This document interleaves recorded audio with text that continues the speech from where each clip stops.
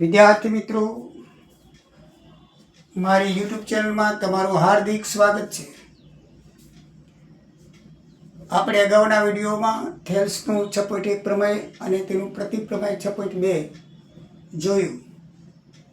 હવે આપણે થોડાક દાખલા જોઈએ જે પરીક્ષાની દ્રષ્ટિએ અગત્યના છે. સ્વાધ્યાય 6.3 જોઈએ. સ્વાધ્યાય 6.3 6.3નો પહેલો દાખલો છે. બે ત્રિકોણો આપેલા છે અને બધામાં કીધેલું છે કે ત્રિકોણ સમરૂપ છે કે નહીં, અને સમરૂપ હોય તો કઈ શરતને આધારે. આપણે સમરૂપતાની શરતો જોઈ ગયા, તો એમાં કઈ શરતને આધારે સમરૂપ છે તે દર્શાવવાનું છે. તો દાખલા 1માં આ બે આકૃતિઓ આપી છે. તો મિત્રો, આ બે આકૃતિમાં જોઈ છે આપણે કે ખૂણો A બરાબર ખૂણો P છે, ખૂણો B બરાબર ખૂણો Q છે, ખૂણો C બરાબર ખૂણો R છે. એટલે કે ખૂણાઓ અનુરૂપ છે. તો ખૂણો એ શરત અનુસાર ABC સમરૂપ PQR થાય. બરાબર છે. બીજી આકૃતિ છે, એમાં ABC અને PQR ત્રિકોણોના માપ અને આકૃતિ આપી છે. તો આપણે ABC ને QRP તરીકે એ QRP લેશું, PQR નહીં, કારણ કે એ બાજુ પ્રમાણે માપ સમરૂપ થાય છે. તો AB છેદમાં QR, BC છેદમાં RP, AC છેદમાં QP જેમાં કિંમત મૂકીએ તો AB 2, QR 4, BC 2.5, RP 5, AC 3, PR 6, QP 6. બધાના છેદ ઉડાડો તો 1/2 આવશે. એટલે બાજુઓ સમપ્રમાણમાં છે, માટે બા શરત અનુસાર એ એક સમરૂપ થાય. ત્રીજી આકૃતિની અંદર પણ બે ત્રિકોણો આપેલા છે અને આપણે બાજુનો માપ આપેલા. મિત્રો, બાજુઓ જોઈ લેવાની. સમપ્રમાણમાં હોય તો બે સમરૂપ કહેવાય, ન હોય તો નહીં કહેવાય. એમાં આપણે બાજુઓ જોઈ લઈએ. LMP અને FED ની અંદર આમાં MP અને ED 1/3 અને LP અને D 1/3 થાય છે. આ બે બાજુ સમપ્રમાણમાં છે. ત્રીજી LM અને EF એ 7.7 છે અને અહીંયા 5 છે. એ 2.7 છે, નીચે 5 છે. એ જો 2.5 જ તો બંને ત્રિકોણ સમરૂપ થઈ જાય, પણ 2.7 છે અને 5 ઉડે નહીં, એટલે 1/2 બરાબર થતું નથી. આના બરાબર 1/2 છે, આના બરાબર 1/2 છે, તો આ પણ 1/2 આવવું જોઈએ, પણ નથી આવતું. એટલે એ બાજુ સમપ્રમાણમાં કહેવાય નહીં, માટે એ સમરૂપ નથી. ચોથી આકૃતિમાં MNL અને PQR બે આપેલા છે. તો એની અંદર તમે જુઓ, MN અને QP બરાબર 1/2 થાય છે અને ML બરાબર QR બરાબર 1/2 થાય છે. અને ખૂણો એ નામ MNL અને QPR છે. MNL અને QPR. તો Q અને M એ બે 70-70ના માપ આપેલા છે, જે સમરૂપ થાય છે. એટલે સમપ્રમાણમાં છે, અનુરૂપ છે એને. M અનુરૂપ Q છે. તો બા એટલે બે બાજુને ખૂણો એના અનુસાર એ બે સમરૂપ થાય છે. પાંચમું છે ABC અને DEFમાં. AB અને DF 2.55, BCF 3.6 એ બે બાજુઓ સમરૂપ થાય છે, સમપ્રમાણમાં છે, 1/2. અને ખૂણા A અને D, એ ખૂણો A અને D નથી, કારણ કે A અને F છે. તો A અને D એકબીજાના અનુરૂપ નથી, માટે એ ત્રિકોણ સમરૂપ નથી. બાજુ 6માં આમાં આપણને ખૂણા નથી આપ્યા, બરાબર છે. એક DE ખૂણો આપણને આમાં F નથી આપ્યો અને આમાં P નથી આપ્યો. એ આપણે શોધ્યો. F નથી આપ્યો તો આ બેનું ટોટલ કર્યું, 150 180 માંથી જાય તો આ ખૂણો 30 નો આવે. અને આ નથી આપી તો 80 × 110, એમાંથી 100 એમાંથી બાદ કર્યા એટલે 70 આવ્યો. એ ત્રણેય ખૂણાના માપ જુઓ સરખા છે, તો ત્રણેય ખૂણા અનુરૂપ છે. બરાબર. ખૂણો D બરાબર P, E બરાબર Q, F બરાબર આ છે, જેથી ખૂ શરત અનુસાર બંને ત્રિકોણ સમરૂપ થાય. બંને ત્રિકોણ શું થાય? સમરૂપ થાય. આવો દાખલો પૂછાય તો મિત્રો, બાજુઓ કે ખૂણાના પ્રમાણમાં બાખું બા કે બા કે ખૂ બા કે ખૂ શરત પ્રમાણે સમરૂપ છે કે નહીં તેનો જવાબ તમારે લખી નાખવાનો. હવે દાખલા નંબર 2, એની અંદર એક આકૃતિ આપી છે, માપ આપેલા છે ને આ 3 શોધવાના છે. તો મિત્રો સૌથી પહેલાં આપણે DOC શોધવું હોય તો જુઓ આ DOC એનો બહિષ્કોણ COB કહેવાય. પહેલાં તમે આ બાજુ નથી, બહિષ્કોણ એટલે બહારનો ખૂણો, બહિષ્કોણ એટલે બહારનો ખૂણો. આમ જોઈ લો, આ નથી, તમે જોઈ લો, આ ખૂણો બહારનો કહેવાય. DOB કેવો કહેવાય? બહારનો ખૂણો. અને બહિષ્કોણનો સરવાળો, અંદરના ખૂણાના સરવાળોનો સરવાળો કેટલો થાય? 180 અંશ થાય. નિયમ છે કે બહિષ્કોણની સામેનો ખૂણો અને એ બંનેનો ખૂણો કેટલો થાય? 180 અંશ થાય. તો આપણે COB વત્તા DOC એટલે COB આ બહિષ્કોણ છે. જો આને આમ નથી, જો આ COB બહિષ્કોણ થયો અને વત્તા DOC બરાબર કેટલા થાય? 180 અંશ થાય. બરાબર ને? આ બે ખૂણા 180 અંશના થાય. 125 ના બે આસપાસના આપણે જોઈ ગયા છીએ. જો આ રીતનું આમ હોય મિત્રો, તો આ બે ખૂણા 180 અંશના થાય. તો આ 125 નો છે, તો આ 55 નો થાય. બહિષ્કોણ છે એકબીજાના, બે બહિષ્કોણનો સરવાળો 180 અંશ થાય. તો 180 માંથી બાદ કરી નાખો એટલે એ ખૂણો 55 નો આવે.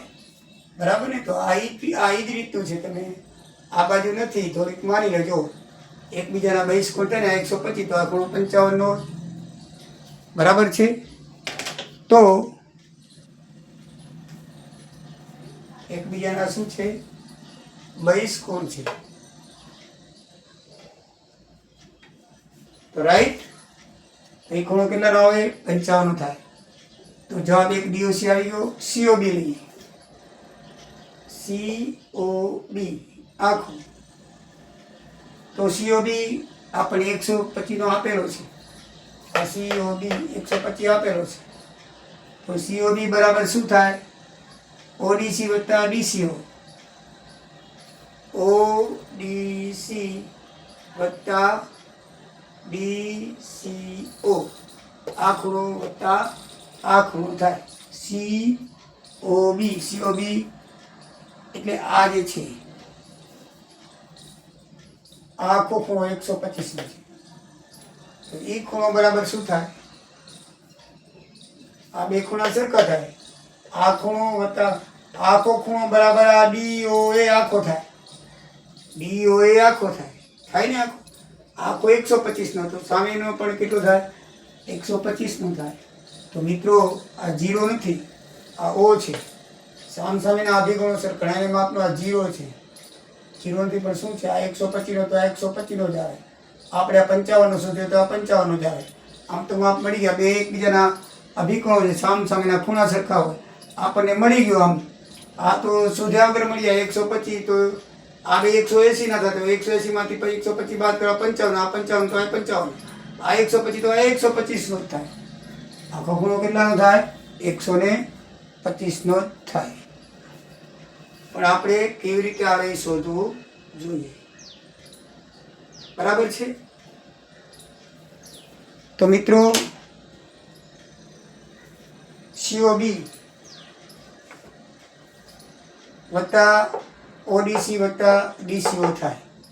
ODC વત્તા DCO આ બે ખૂણાનો સરવાળો થાય. તો એ ખૂણાનો એકનો ખૂણો 70 આપી દીધો છે. તો DCO આ ખૂણો શોધવો છે.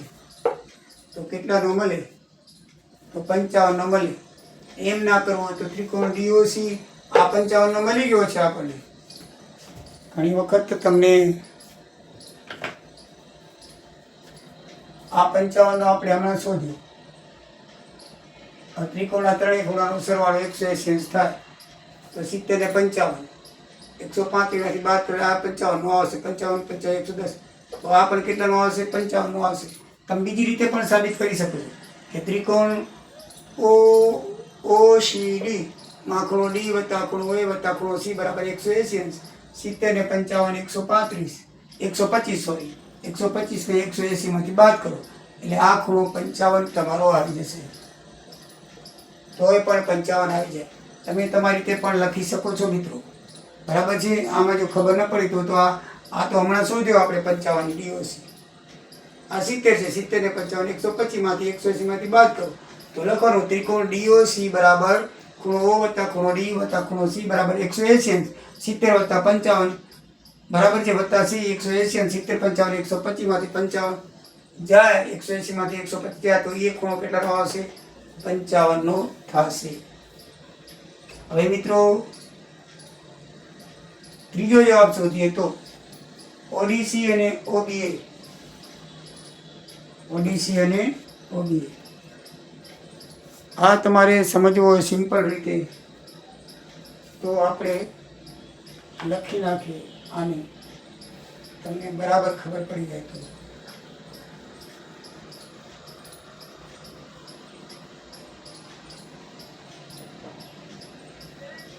સીધો ત્રિકોણની રીતે એ ત્રિકોણ DOC માં ખૂણો D વત્તા ખૂણો O વત્તા ખૂણો C બરાબર 180. તો ખૂણો D 70 અંશ છે વત્તા O 55 છે અને C શોધવાનો છે. તો ખૂણો C બરાબર શું થાય?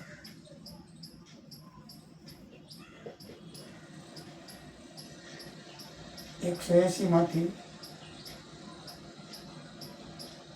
બાદ કરો બરાબર 55 અંશ થાય.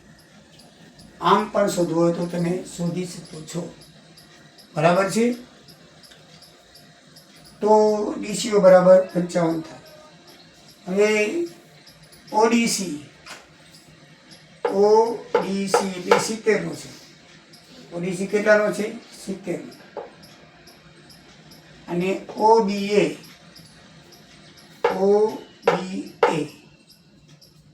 આપણે આ શોધવાનું છે.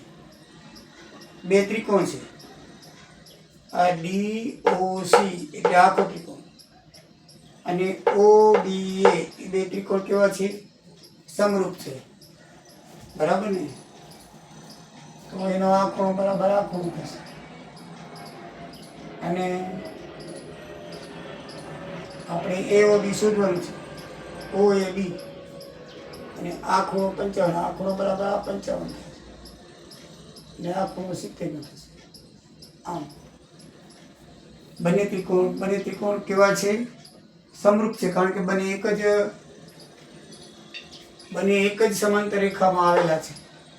એક જ સમાંતર રેખામાં આવેલા ત્રિકોણો છે એ સમક્ષેત્ર હોય, એના બધા માપ કેવા હોય?